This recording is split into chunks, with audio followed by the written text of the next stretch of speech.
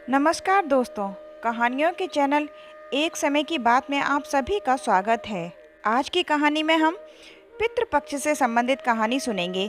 श्री कृष्ण की सुनाई हुई कहानी आज हम पितृपक्ष में सुनाने जा रहे हैं। कहा जाता है कि इस कथा को सुनने से सभी पितृदोष समाप्त होते हैं। इस कथा का ध्यानपूर्वक श्रवण करने मात्र से ही मनुष्य के कोटि कोटि पाप नष्ट होते हैं और उसे अपार धन संपत्ति और सुख समृद्धि की प्राप्ति होती है। पितरों की कृपा से उसके सभी दुख दोष समाप्त हो जाते हैं और सुखी जीवन प्राप्त होता है। यह महान कथा श्री कृष्ण भगवान ने गरुण जी को सुनाई थी। चलिए सुनते हैं इस कथा को। श्रोताओं, एक समय की बात है, पक्षीराज गरुण अपने मन की जिज्ञासा लिए भगवान श्री कृष्ण के पास आते हैं और उन्हें प्रणाम करते हुए कहते हैं कि प्रभु, पितृपक्ष में पितरों की पूजा करने से कौन सा फल मिलता है? पितृपक्ष के दौरान पितरों की शांति के लिए कौन से उपाय करने चाहिए? भगवान श्री कृष्ण कहते हैं कि हे गरुण, तुमने आज उत्तम प्रश्न किया है। तुम्हारे इस प्रश्न में समस्त मनुष्य जाति का कल्याण छिपा हुआ है। जो मनुष्य अपने पितरों को संतुष्ट करता है, उसके समस्त दोष और दुख समाप्त हो जाते हैं। पितरों की पूजा करने से मनुष्य को अपने पूर्वजों का आशीर्वाद प्राप्त होता है। इस विषय में एक अप्सरा और एक ऋषि की प्राचीन कथा कही जाती है। इस कथा को श्रवण करने से तुम्हें तुम्हारे सभी प्रश्नों के उत्तर मिल जाएंगे। इसलिए हे गरुण, तुम इस कथा को ध्यानपूर्वक सुनो। इस कथा को जो भी सुनता है उसका जीवन सफल हो जाता है। तो सुनो, इस कथा को मैं सुनाता हूँ।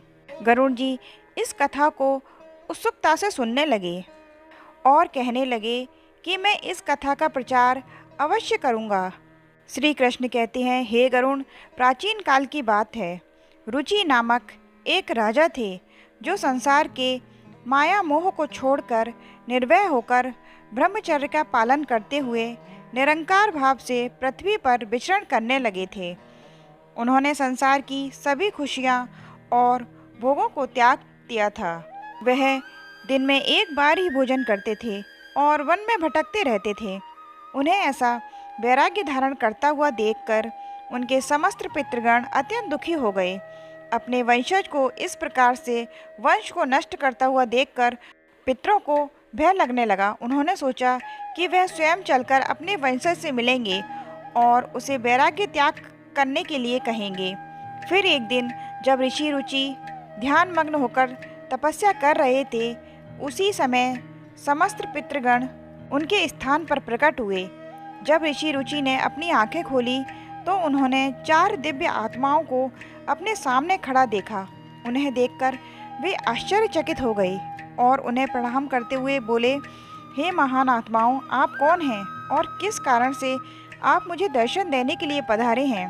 वे सभी दिव्य आत्माएं कहने लगी, बस हम तुम्हारे पूर्वज ही हैं और हम तुम्हारे इस वैराग्यपूर्ण आचरण से अत्यंत दुखी हैं, इसलिए तुमसे मिलने आए हैं।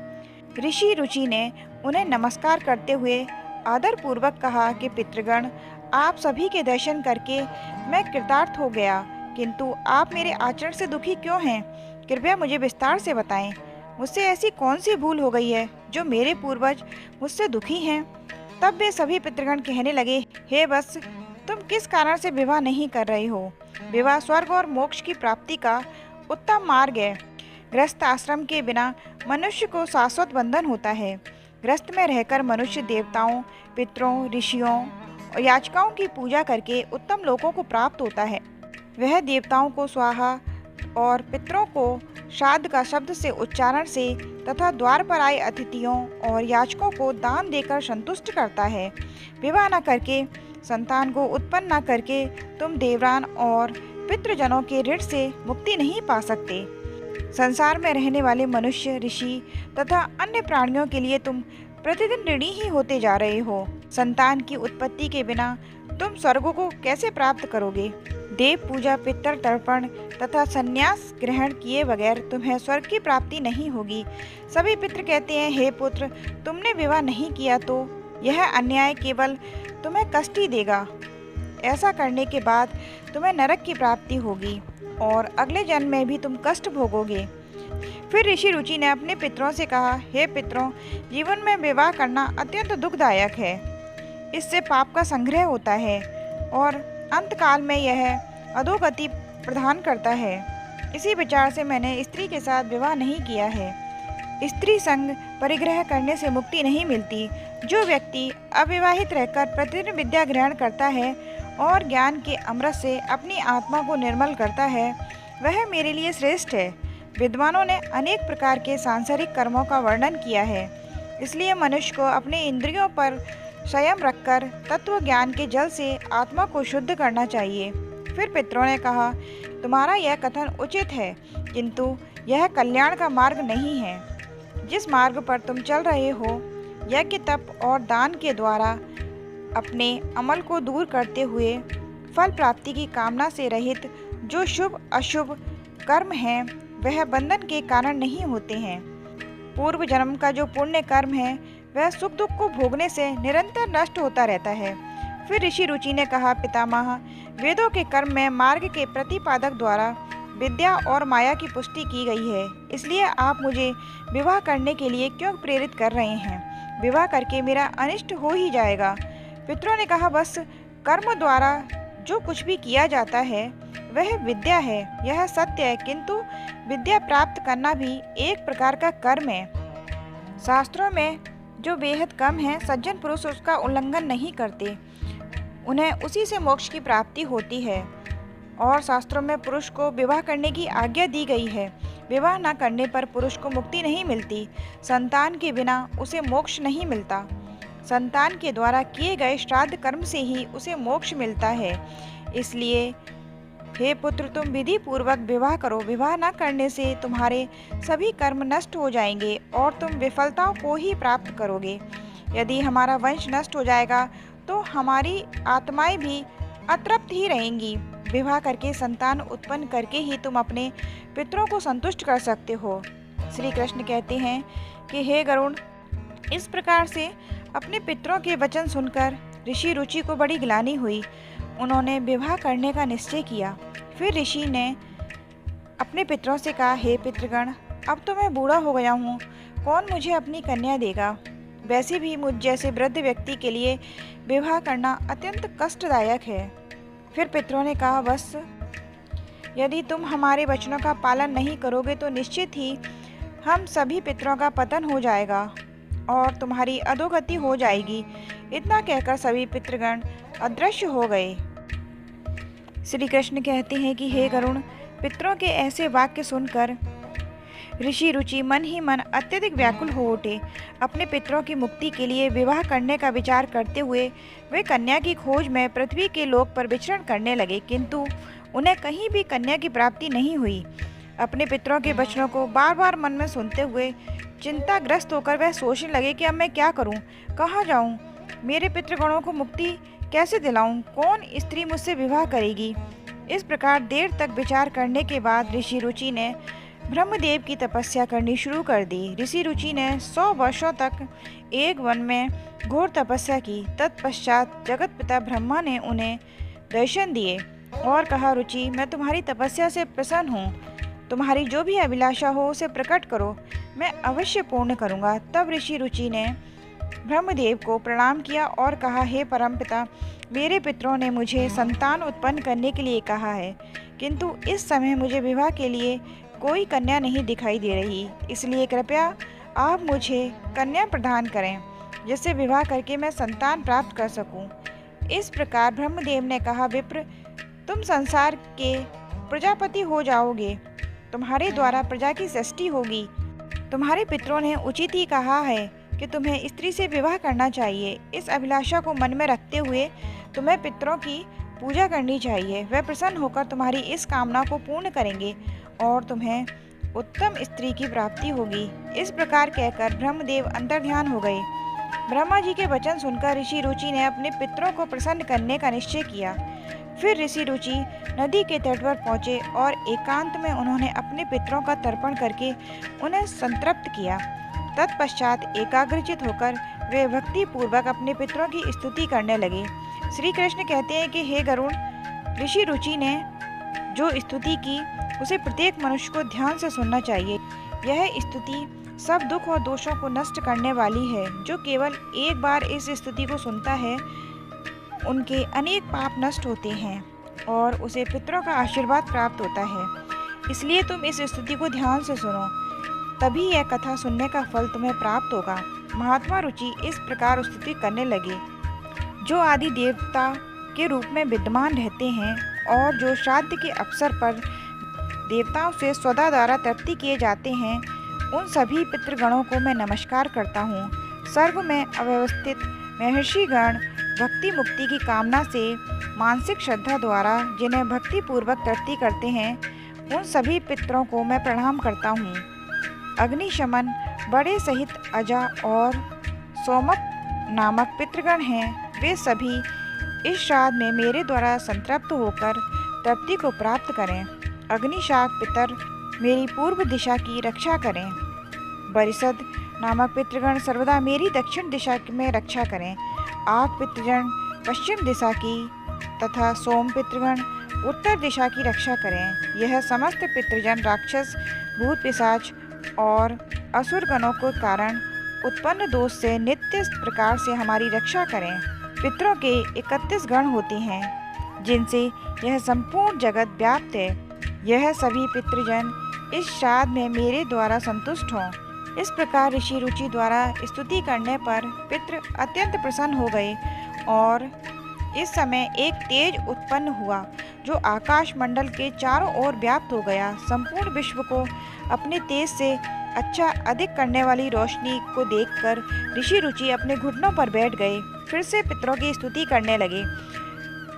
रुचि की स्तुति सुनकर पितृगण अत्यंत प्रसन्न हुए और उनके सामने प्रकट हुए। रुचि ने उनसे निवेदन किया। वे सभी पितर उन्हीं को धारण करके उनके सामने प्रकट हुए। प्रसन्न होकर सभी पितरों ने कहा, पुत्र, तुम्हारी स्तुति से हम अत्यंत प्रसन्न हैं, इसलिए अब तुम्हारी जो भी कामना हो वह निसंकोच होकर कहो। ऋषि रुचि ने कहा, हे पितृदेव, ब्रह्मदेव ने सृष्टि की रक्षा करने के लिए मुझे प्रजापति बनाया है, इसलिए मैं आपसे संतान उत्पन्न करने में समर्थ, गुणवान, चरित्रवान पत्नी की कामना करता हूँ। फिर पितरों ने कहा, इसी स्थान पर अभी इसी क्षण तुम्हें उत्तम मनोरमा पत्नी की प्राप्ति होगी और उसी से तुम्हें पुत्र प्राप्त होगा। रुचि का पुत्र बुद्धिमान और बलशाली होकर तीनों लोकों में ख्याति प्राप्त करेगा। उसके भी अतिशय बलवान, पराक्रमी, महात्मा और पृथ्वी का पालन करने वाले बहुत से पुत्र होंगे। इतना कहकर समस्त पितृगण ऋषि रुचि को आशीर्वाद देकर अंतर्ध्यान हो गए। पितरों के अंतर्ध्यान होते ही पितरों की कृपा से उसी समय नदी के मध्य से रुचि के समीप प्रिय लगने वाली एक श्रेष्ठ अप्सरा प्रकट हुई। उस श्रेष्ठ अप्सरा ने मधुर वाणी में महात्मा रुचि से कहा, हे वरुण के पुत्र, महर्षि पुष्कर द्वारा मेरी एक अतिशय सुंदर कन्या उत्पन्न हुई है। मैं उस सुंदर रूप वाली कन्या को भार्या के रूप में आपको प्रदान करती हूँ। आप इससे विवाह करें। इस कन्या से आपको अभिषेक, बुद्धिमान मनु नाम का पुत्र प्राप्त होगा। फिर प्रजापति रुचि ने उसे अप्सरा कन्या से विवाह किया। श्री गरुण कहते हैं कि हे गरुण, इस प्रकार से ऋषि रुचि ने अपने पितरों को प्रसन्न करके विवाह के लिए कन्या की प्राप्ति की और अपने वंश को आगे बढ़ाया। कथा के अंत में भगवान श्री कृष्ण ने गरुड़ जी को पितरों को प्रसन्न करने तथा अनेक उपाय विस्तार से बताए। यह उपाय मनुष्य के जीवन में पितृदोष को समाप्त करने और पितरों की कृपा प्राप्त करने के लिए अत्यंत आवश्यक माने जाते हैं। श्री कृष्ण ने गरुड़ जी से कहा कि पितरों को प्रसन्न करने के लिए कुछ विशेष अनुष्ठान, तर्पण, धार्मिक कार्यों का पालन आवश्यक होता है। यह उपाय इस प्रकार हैं। पितरों को प्रसन्न करने का सबसे पहले और मुख्य उपाय तर्पण है। तर्पण का अर्थ है जल अर्पण करना। पितृपक्ष के दौरान पवित्र जल को हाथ में लेकर पितरों का आह्वान करते हुए उन्हें जल अर्पण करना चाहिए। तर्पण में काले तिल, जल, दूध और कुश का उपयोग करना चाहिए। यह कार्य पवित्र मन और श्रद्धा से करना चाहिए, जिससे पितृगण तृप्त होकर प्रसन्न होते हैं। तर्पण करते समय ओम पितराय नमः श्रद्धा मंत्र का उच्चारण करना चाहिए, जिसमें पितृ संतुष्ट होते हैं और आशीर्वाद प्रदान करते हैं। श्री कृष्ण कहते हैं, श्राद्ध कर्म पितरों की तृप्ति के लिए एक महत्वपूर्ण अनुष्ठान है। इसमें पितरों को निमित्त भोजन, फल, वस्त्र अर्पण किए जाते हैं। श्राद्ध कर्म करने वाले व्यक्ति को ब्राह्मणों को भोजन कराना चाहिए और उन्हें वस्त्र एवं दक्षिणा देकर आशीर्वाद लेना चाहिए। श्राद्ध के दिन विशेष रूप से सात्विक भोजन बनना चाहिए, जिसमें खीर, पूरी, सब्जी, अन्य पौष्टिक एवं ताज़ा खाद्य पदार्थ शामिल करने चाहिए। तीसरा उपाय श्री कृष्ण ने बताया कि गाय, ब्राह्मण और अन्य जीवों को भी भोजन कराकर पितरों को प्रसन्न किया जाता है और उन सभी को भोजन कराना अत्यंत शुभ माना जाता है। इन सभी से भी पितृ तृप्त होते हैं और प्रसन्न होकर आशीर्वाद देते हैं। विशेष रूप से श्राद्ध के दिन गाय को हरी घास और रोटी खिलाना और कौवे को चावल व खीर खिलाना शुभ माना जाता है। इन कार्यों से पितरों की कृपा बनी रहती है और पितृदोष से मुक्ति मिलती है। श्री कृष्ण कहते हैं, पीपल और तुलसी के वृक्ष की पूजा करना भी पितरों को प्रसन्न करने का महत्वपूर्ण उपाय है। पीपल का वृक्ष पितृगणों का निवास स्थान माना जाता है और तुलसी का पौधा देवी लक्ष्मी का प्रतीक होता है। श्राद्ध के दिन पीपल और तुलसी की पूजा करके पितरों को तृप्त किया जाता है। पीपल के नीचे दीप जलाने से पितृगण प्रसन्न होते हैं और परिवार को सुख समृद्धि का आशीर्वाद देते हैं। भगवान श्री कृष्ण ने गरुड़ जी को बताया कि जो व्यक्ति पितृदोष से पीड़ित है, उसे गया जी तथा अन्य पवित्र तीर्थ स्थलों जाकर पिंडदान करना चाहिए। गया जी में पिंडदान करने से पितृ संतुष्ट होकर मोक्ष प्राप्त करते हैं और वंशजों को आशीर्वाद देते हैं। पिंडदान करते समय काले तिल, कुश और चावल का उपयोग करके पितरों को अर्पण करना चाहिए। यह प्रक्रिया पितरों को तृप्त करती है और उनकी आत्मा को शांति प्रदान करती है। श्री कृष्ण कहते हैं कि पितरों को प्रसन्न करने के लिए व्यक्ति को श्राद्ध पक्ष के दौरान व्रत रखना चाहिए। इस समय सात्विक आहार ग्रहण करना चाहिए और ब्रह्मचर्य का पालन करना चाहिए। इसके बाद श्री कृष्ण बोले, श्राद्ध पक्ष में मांस, मदिरा और तामसिक आहार का सेवन नहीं करना चाहिए। व्रत के दौरान भगवान विष्णु, शिव और देवी लक्ष्मी की आराधना करनी चाहिए। इससे पितरों की आत्मा को शांति मिलती है और वे प्रसन्न होकर आशीर्वाद प्रदान करते हैं। श्री कृष्ण कहते हैं, पितरों को संतुष्ट करने के लिए गरीब ब्राह्मण और साधुओं को अन्न दान और वस्त्र दान करना चाहिए। यह कार्य विशेष रूप से श्राद्ध पक्ष के दौरान करने से पितरों की आत्मा को संतुष्टि मिलती है। इसके बाद श्री कृष्ण कहते हैं कि पवित्र नदियाँ, विशेषकर गंगा में स्नान करके पितरों के निर्मित जल अर्पण करना अत्यंत शुभ माना जाता है। गंगा जल पितरों की तृप्ति के लिए सर्वोत्तम होता है, जिससे पितृदोष समाप्त होते हैं। गंगा में स्नान करने से व्यक्ति के सारे पाप धुल जाते हैं और पितरों की भी आत्मा को शांति मिलती है। पितरों को प्रसन्न करने के लिए सत्संग में शामिल होना और पवित्र ग्रंथ जैसे भागवत गीता का पाठ करना अत्यंत लाभकारी माना जाता है। पितरों की शांति के लिए गीता के 11वें अध्याय का पाठ विशेष रूप से लाभकारी होता है।